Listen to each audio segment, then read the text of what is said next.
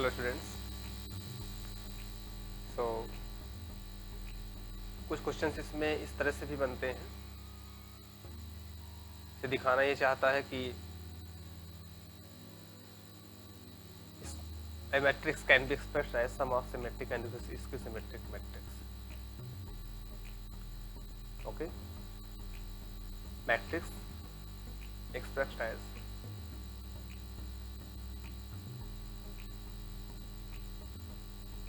matrices expressed as sum of symmetric and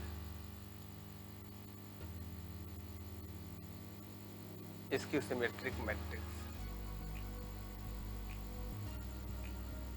question दे दिया इसने कि मैट्रिक्स में सिमेट्रिक स्क्यू सिमेट्रिक दोनों में एक्सप्रेस कर लेता हूँ। देखते कैसे करते हैं। कोई मैट्रिक्स हमारे पास गिवन है, जैसे तो मान लीजिए मैट्रिक्स यहाँ मैंने लिखा, मैट्रिक्स लिख लेता हूँ। कोई मैट्रिक्स ये मुझे मालूम है, ये 2x2 ऑर्डर की भी हो सकती है, 3x3 ऑर्डर की भी हो सकती है। तो मैंने जानबूझ कर 3 ऑर्डर ले लिया थोड़ा सा, जिससे कि 3 वाला क्लियर हो जाएगा, 2 वाला भी कर लेंगे। ऐसे तो टाइम तो लगेगा मुझे। तो दिखाना है कि A can be expressed as sum of symmetric and skew symmetric matrix. So आइए करते हैं, देखते हैं। लेट देखिए ए इक्वल टू क्या है, मुझे एक्सप्रेस करना सम ऑफ सिमेट्रिक स्क्यू सिमेट्रिक। मुझे दो पोर्शन में इसको स्प्रेड करना पड़ेगा। तो क्या होगा वो पोर्शन, वो 1/2 A plus transpose of A plus 1/2 A minus transpose of A. ये दो पोर्शन में इसको हम लिख सकते हैं ऐसे 2 पार्ट में, A plus transpose of A minus transpose of A. तो फर्स्ट पेज केस क्या है, सिमेट्रिक है। सेकंड केस स्क्यू सिमेट्रिक है। कैसे पता चलेगा अभी मैं चेक करके दिखा रहा हूँ। तो ये कहने का सेंस ए को इस तरह से लिख सकते हैं, दो मैट्रिक्स में एक्सप्रेस कर सकते हैं। एक सिमेट्रिक होगा, दूसरा स्क्यू सिमेट्रिक होगा। देखो ये कैसे अरेंज किया गया, देखिए 1/2 ए होगा, 1/2 ए होगा, तो दोनों मिलकर ए हो जाएगा। 1/2 transpose of A minus 1/2 transpose of A, दोनों कैंसिल हो जाएगा। तो आइए इसको क्या करते हैं, सबसे पहले मैं लेट कर लेता हूँ। ए और बी है, मुझे पी और क्यू के फॉर्म में दो मैट्रिक्स मिल गई। पी की वैल्यू क्या हो गई है, 1/2 ए प्लस ट्रांसपोज ऑफ है। पहले ये चेक करते हैं कि ये सिमेट्रिक है कि नहीं। तो मुझे बताना है ना सिमेट्रिक है कि सिमेट्रिक है, ये इसकी सिमेट्रिक है। ए क्या है मेरे पास, जो ऊपर गिवन है 6 - 2 2 - 2 3 - 1 2 - 1 3। अब मुझे क्या करना है, ऐड करना है दूसरी मैट्रिक्स। कैसे फॉर्म में है, ट्रांसपोज ऑफ ए है, मीन्स 6 - 2 2 -2 3 - 1 एंड 2 - 1 3। ये हमने एक्सप्रेस कर दिया। अब यहाँ क्या करेंगे, ऐड करके देख लीजिए। पहले ऐड करने पे क्या होगा, एक रिजल्ट मिलेगा। जैसे ऐड करेंगे, देखिए यहाँ पर पहले ऐड कर लीजिए, 6 6 12 हो जाएगा। मुझे मिलेगा 12 - 4 - 2 - 4 4 एंड -4 4। यहाँ पर मुझे मिलेगा 6 - 2 -2 एंड 6। डिवाइड कर देंगे, मुझे फाइनली मिलेगा 6 - 2 2 -2 3 - 1 2 1 3। जैसे मुझे ये मिलेगा, P मिल गया मुझे, तो मुझे क्या करना है, इसका ट्रांसपोज चेक करना। ट्रांसपोज ऑफ P, जैसे ट्रांसपोज करूँगा तो क्या मिलेगा, 6 - 2 2 -2 3 1 2 - 1 3। ध्यान से देखिए, जो पहले ऑलरेडी आपको पहले ए गिवन था वही आपको फिर से मिल गया। It means transpose of P is P.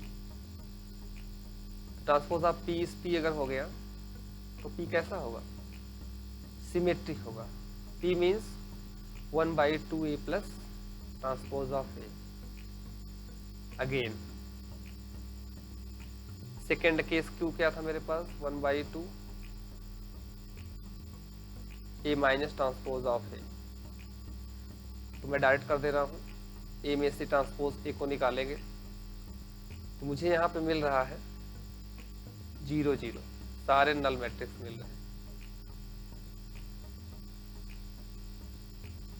Okay, तो रिजल्ट क्या मिलेगा, एक नल मैट्रिक्स मिलेगा।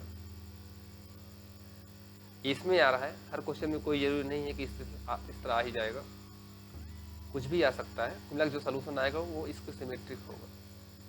अब क्यू आ गया, अगर ये तो क्यू का ट्रांसपोज करेंगे तो क्यू ही रहेगा, चाहे उसमें माइनस लगाइए या न लगाइए। ठीक, तो यहां से क्या पता चला, जब ये वेरीफाई हो गया कि ये क्या होगा, इसकी सिमेट्रिक। अब सोच रहे होंगे यहाँ क्यू भी लिख सकते हैं, सिमेट्रिक भी हो जाएगा। यस, सिमेट्रिक भी हो सकता है, इसको सिमेट्रिक होता है, लेकिन मुझे क्यू को दिखाना था इसको सिमेट्रिक, मैंने इसलिए माइनस लगा दिया है। सिमेट्रिक भी हो सकता है, इसको आगे मैं नोट में बता रहा हूँ। तो यहाँ क्या हो गया फाइनली, दैट इज ए को जो मैंने एक्सप्रेस किया था पी प्लस क्यू के फॉर्म में, क्या हो गया, वो क्लियर हो गया कि A can be expressed as P plus Q. और इस पी और क्यू की वैल्यू को अगर मैं आपस में ऐड कर दूं, जो भी आया देखिए 6 - 2 2 - 2 3 1 2 - 1 3, जैसे इसमें ऐड करूंगा ये मैट्रिक्स, नल मैट्रिक्स, ये नल आया हुआ है, सब जगह नल मैट्रिक्स नहीं होगा, कुछ और भी होगा, तो रिजल्ट में मुझे ए मिल जाएगा। तो क्लियर हो गया, A can be expressed as sum of symmetric and इसको सिमेट्रिक मैट्रिक्स। नोट में इस बात को नोट कर लीजिए, any matrix is symmetric and इसके सिमेट्रिक बोथ।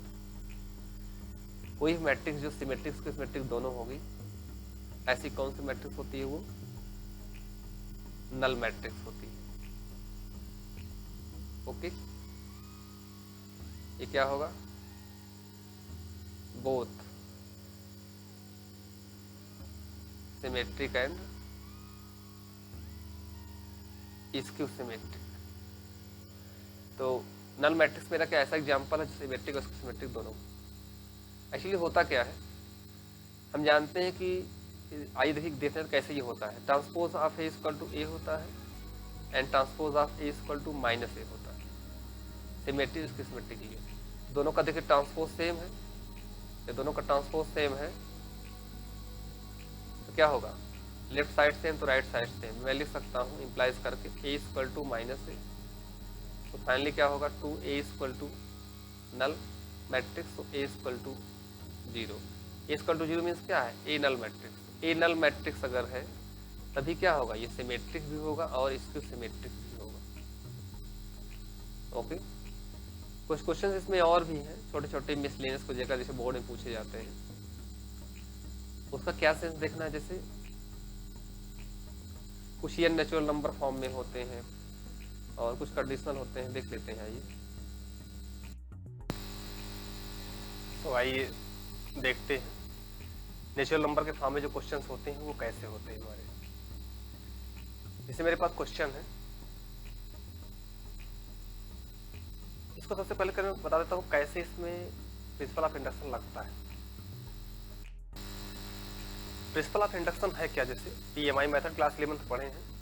मैं एक क्वेश्चन सॉल्व करता हूँ, पहले बेसिक क्वेश्चन। मेरे पास क्या है 1 + 2 + 3 + 4 + ऐसे n टाइम्स तक सम ऑफ नेचुरल नंबर। क्या होता है फॉर्मूला इसका, n × n + 1/2। एक्चुअली पीएमआई है क्या, किसी भी नेचुरल नंबर जो भी मेरे पास होते हैं, नेचुरल नंबर या कोई मेरे पास थ्योरम्स है, इनसे रिलेटेड जो भी कंडीशन होती है वो n के फॉर्म में दी गई है, उसको सॉल्व करने के लिए, या कोई रिजल्ट है उसको सॉल्व करने के लिए पीएमआई का यूज किया जाता है, principle of mathematical induction. It is a technique, ये कोई रूल नियम नहीं है, टेक्निक है जिसके हिसाब से उसको सॉल्व किया जाता है। इसमें सबसे पहले क्या होता है, स्टेप फर्स्ट होता है, इसे बोलते हैं बेसिक स्टेप। बेसिक स्टेप इसमें क्या करते हैं, सबसे पहले तो क्या करते हैं, गिवन स्टेटमेंट को नोट करते हैं। तो स्टेटमेंट से पहले भी लिखेंगे इसको, let P of n be given statement, जैसे P of B given statement लिखते हैं तो हम क्या करते हैं, सबसे पहले पी को लिख लेते हैं। So P of n such that 1 + 2 + 3 + 4 + dash dash n equal to n n+1 upon 2। सबसे पहला स्टेप क्या आएगा इसमें,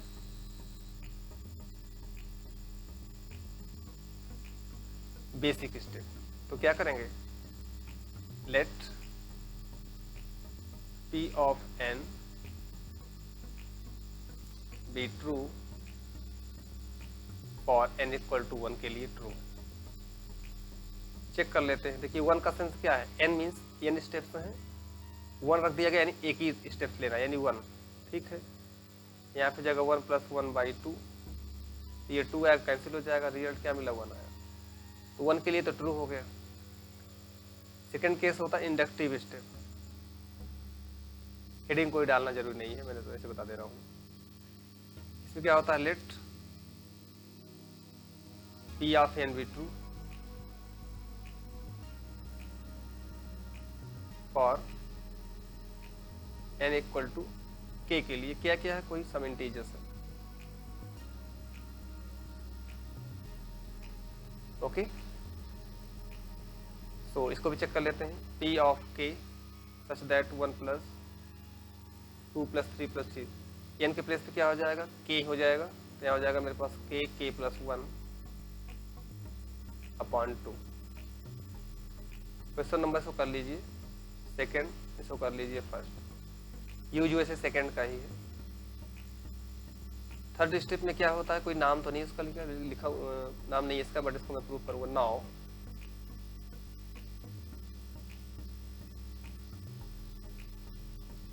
वी शैल प्रूव दैट, क्या मुझे प्रूव करना है, p of n be true for n equal to k + 1।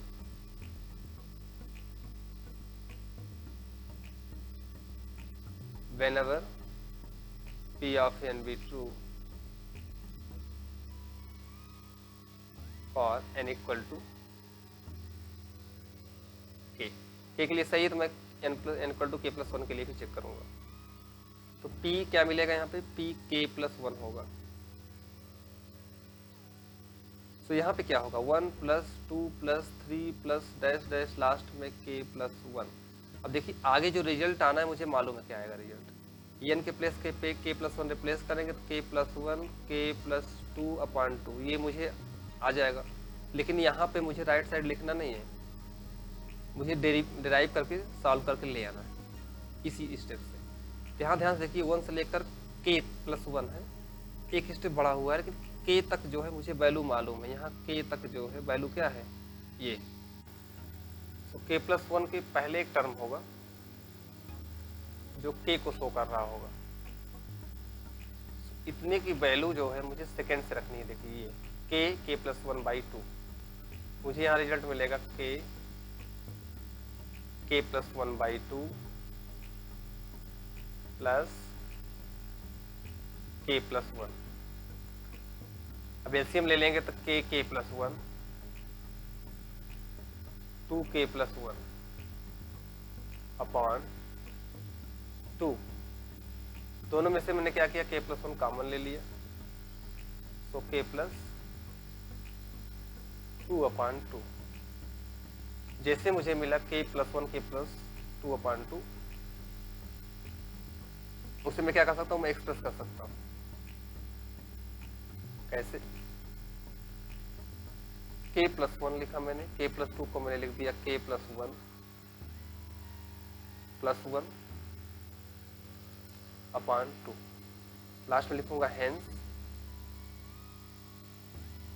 p of n be true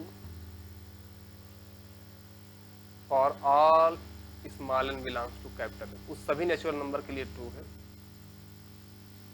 जो कैपिटल n से बिलोंग करते हैं। ये तो मैं बेसिक क्वेश्चन लगाया था। इसी तरह से मेरा जो मैट्रिक्स का क्वेश्चन है वो भी इसमें सॉल्व होगा। इसे मेरे पास क्वेश्चन है मैट्रिक्स का।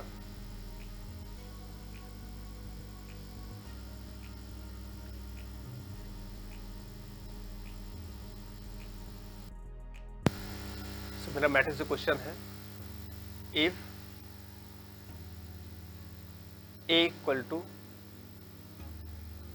3 1 minus 4 1 then prove that a to power n equal to 1 plus 2n n minus 4n 1 minus 2n when n क्या है, any पॉजिटिव इंटीजर। चलिए ये तो क्वेश्चन हो गया।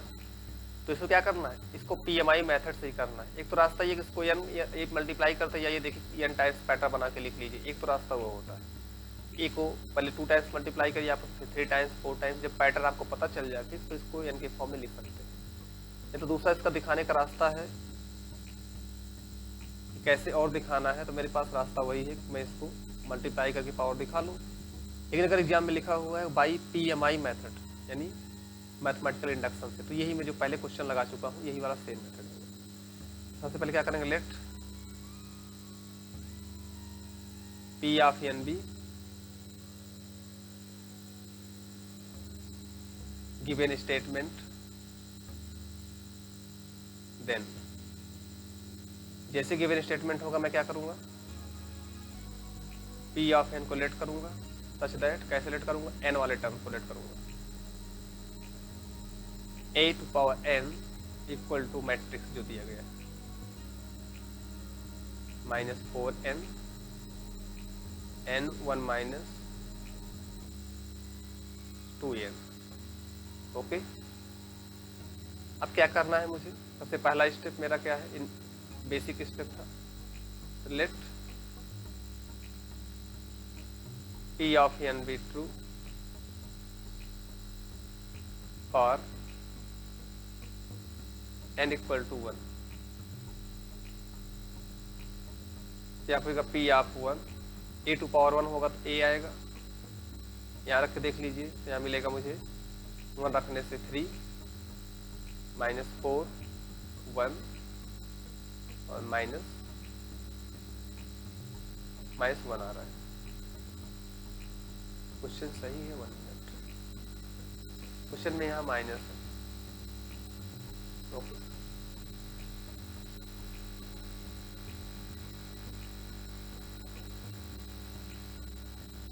सो सेकेंड स्टेप क्या होगा इसका, inductive step, late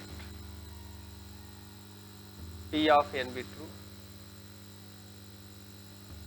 for n equal to k के लिए। n क्या है, सम इंटीजर्स।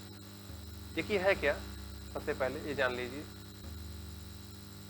ये सारे पे एक ही काम करना है, बस थोड़ा सा ये कंडीशन जो बदल रही है ना कि कब ये हुआ, ये इसकी वैल्यू आ गई, थर्ड वाली केवल इसमें एक ही मेहनत करना है, थर्ड कंडीशन को प्रूव करना।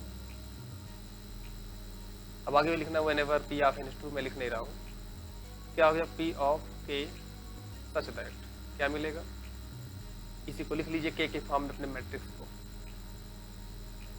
मुझे मैट्रिक्स मिलेगी a to power k equal to 1 plus 2k k -4k 1 minus 2k। Clear. Third condition क्या है, now we shall prove that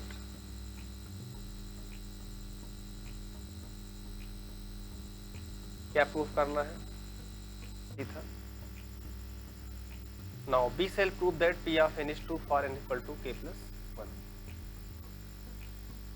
start करते हैं, आइए। P of k plus 1 equal to a to power k plus 1। मैंने बताया था ना, ये चीज वेरीफाई करके ले आना है। k a to power k plus 1 को ब्रेक कर सकते हैं, a to power k into a, it means clear, a to power k multiplied in matrix A क्या है, पहले से गिवन था आपके पास 3 - 4 1 - 1।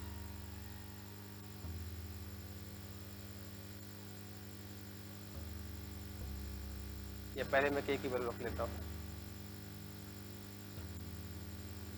ये क्या मिला, ए टू पावर के क्या है 1 + 2k k - 4k 1 - 2k and ए।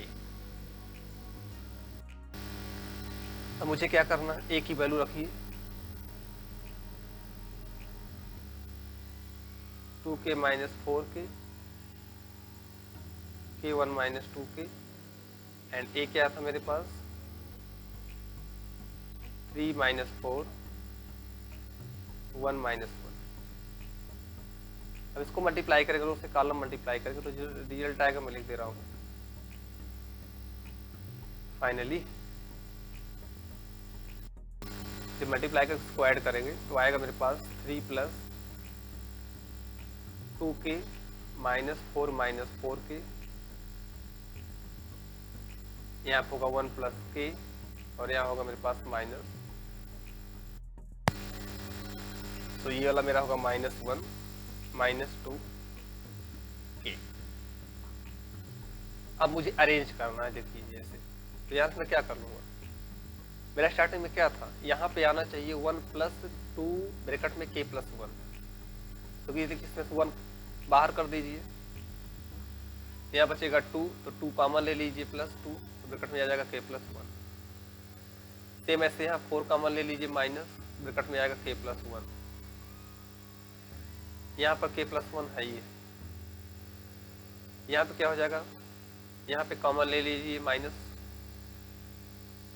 तो पहले इस 1 को 1 इसमें क्या करिए ऐड कर दीजिए, 1 माइनस कर दीजिए, जैसे 1 ऐड करेंगे तो 1 प्लस में आ जाएगा, माइनस करेंगे तो -2 कॉमन ले लीजिए, ब्रैकेट में k + 1 अरेंज हो गया। ये उसी तरह अरेंज हो गया जैसे n के प्लेस पे k + 1 रिप्लेस कर देते हैं। लास्ट में क्या लिखेंगे, hence P of n be true for all n belongs to capital N, तो सभी n के लिए ट्रू होगा जो कैपिटल N से बिलोंग कर रहा था। ये तो मेरा इंडक्टिव वाला कुछ क्वेश्चन था।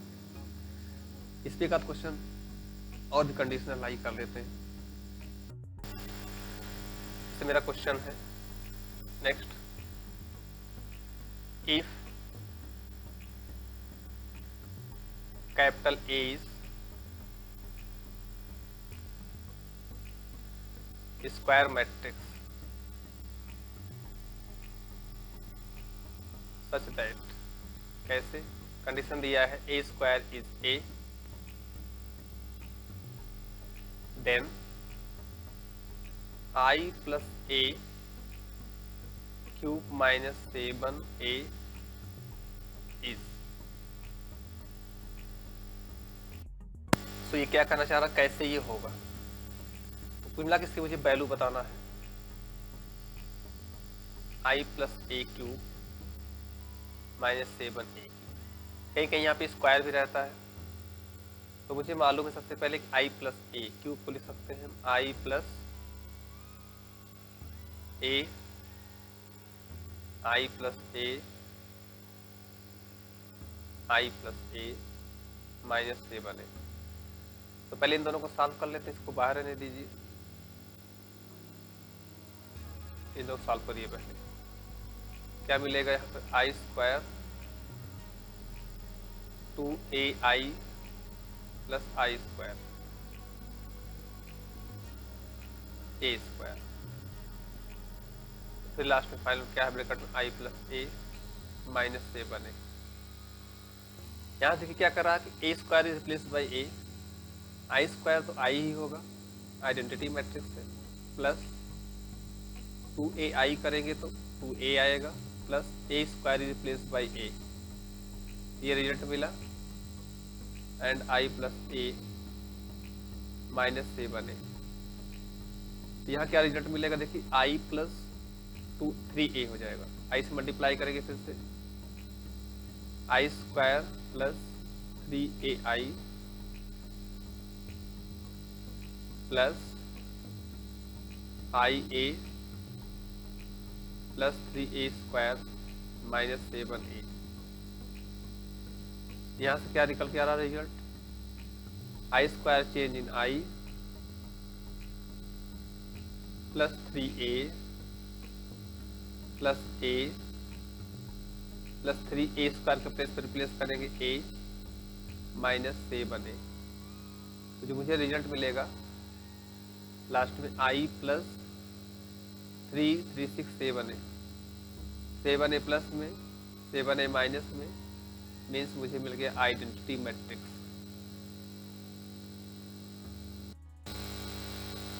तो इस क्वेश्चन मैंने क्या देखा कि जो मेरा रिजल्ट था